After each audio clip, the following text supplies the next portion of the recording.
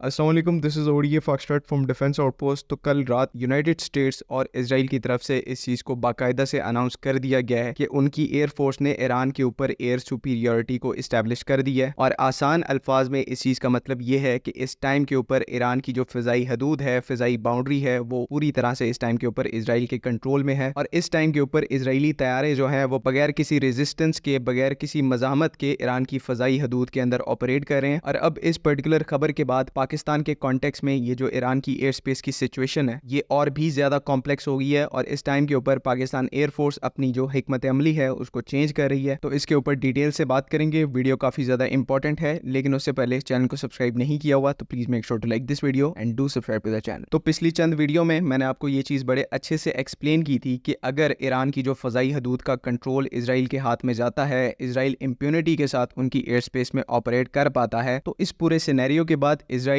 और Israeli air force को एक गेटवे मिल जाएगा पाकिस्तानी एयर स्पेस तक। क्योंकि पहले जो चीज़ इसराइली तैयारों और हमारी एयर स्पेस के दरमियान हायल थी वो ईरान की एयर स्पेस थी। और अब ये जो पर्टिकुलर रुकावट है, इसराइली एयरफोर्स ने पिछले एक हफ्ते की अपनी मेहनत से लगातार ईरानियन एयर डिफेंस सिस्टम्स को डिस्ट्रॉय करके, उनको तबाह करके, और अब इसराइली एयरफोर्स की जो एयरक्राफ्ट हैं, ड्रोन्स हैं, वो पूरी आज़ादी के साथ ईरानियन एयर स्पेस के ऊपर ऑपरेट कर रहे हैं। इसके अलावा आने वाले कुछ ही घंटों के अंदर इस पूरे खित्ते के अंदर यूनाइटेड स्टेट्स एयरफोर्स के जो एयरक्राफ्ट हैं, उनके एयर टू एयर रिफ्यूलर्स हैं, वो भी पहुंच जाएंगे, जो कि फर्दर यूनाइटेड स्टेट्स एयरफोर्स और इजरायली एयरफोर्स के जो फाइटर एयरक्राफ्ट हैं, इनके जो फाइटर कंपोनेंट्स हैं, उनकी रेंज को काफी ज्यादा इंक्रीज करेंगे, ताकि ये दोनों air forces northern Iran, central Iran के साथ साथ जो ईस्टर्न ईरान का एरिया है, सिस्तान बलोचिस्तान वाला एरिया, जो कि एक्चुअल में हमारे बलोचिस्तान के बॉर्डर के साथ लगता है, उस पूरे एरिया में एयर स्ट्राइक्स को कंडक्ट कर सकें। और इन पूरी एयर स्ट्राइक्स को कंडक्ट करने का जो मकसद है, जो प्राइम ऑब्जेक्टिव है यहाँ पर, वो ये है कि किसी तरह से ईरान का जो इस्लामी रिजीम है उसको घुटनों पर लाया जा सके, उसे सरेंडर करने पर मजबूर किया जा सके, और यहाँ पर एक प्रो इजरायली और प्रो वेस्टर्न गवर्नमेंट को इस्टेब्लिश किया जाए। मतलब कि साफ अल्फाज में यहाँ पर तख्ता पलट की तैयारी हो रही है। और इस पर्टिकुलर चीज को अचीव करने के लिए सबसे पहले इसराइल और अमेरिका की तरफ से एक बहुत बड़ी बॉम्बिंग कैंपेन ईरानियन मिलिट्री और सिविलियन इंफ्रास्ट्रक्चर के अगेंस्ट में शुरू की जाएगी, ताकि पूरे तरीके से ईरान में जो इस्लामी रिजीम का इंफ्रास्ट्रक्चर है उसे तबाह किया जाए। तो 4-5 दिन पहले जब ये कॉन्फ्लिक्ट जो है वो अपने इनिशियल फेज के अंदर थी, इजरायली एयरफोर्स की तरफ से प्राइमरी फोकस जो अपना रखा गया एयर स्ट्राइक्स का, वो नॉर्दर्न और वेस्टर्न ईरान था। और जो सिस्तान बलोचिस्तान वाली साइड है, ईस्टर्न ईरान वाली साइड है, जहां पे बॉर्डर हमारा ईरान के साथ लगता है, उस साइड पर अभी इजरायली एयरफोर्स की पहुंच नहीं थी, और ना ही इजरायली एयरफोर्स की तरफ से उस साइड के ऊपर आने की कोशिश की गई, क्योंकि साथ ही पाकिस्तान की एयर स्पेस और पाकिस्तान का बॉर्डर शुरू होता है। तो रेंज लिमिटेशन की वजह से ईरान का जो वो वाला हिस्सा है जो कि हमारे बॉर्डर के साथ लगता है, इजराइल वहां पर कोई एयर स्ट्राइक्स कंडक्ट नहीं कर पाया। लेकिन अब ये जो यूनाइटेड स्टेट्स से बड़ी तादाद में एयर टू एयर रिफ्यूलर्स आ रहे हैं और ईरान के ऊपर जो एयर स्पेस है एट द सेम टाइम उसे सिक्योर किया जा रहा है, तो क्लियरली यहाँ पर इस चीज की इंडिकेशन है कि यूनाइटेड स्टेट्स एयरफोर्स और इजरायली एयरफोर्स की तरफ से एयर स्ट्राइक्स का जो रेडियस है उसको इंक्रीज किया जा रहा है। और अब ये जो रेडियस है, ये दायरा है, ये सेंट्रल ईरान और ईरान का जो सिस्तान बलोचिस्तान वाला एरिया है वहां तक इंक्रीज होगा, वहां तक बढ़ेगा। और इस चीज के पूरे चांसेस हैं कि आने वाले कुछ घंटों में या फिर कुछ दिनों के अंदर इजराइल की तरफ से हमारे बॉर्डर की साइड पर एयर स्ट्राइक्स का आगाज किया जाएगा। कभी भी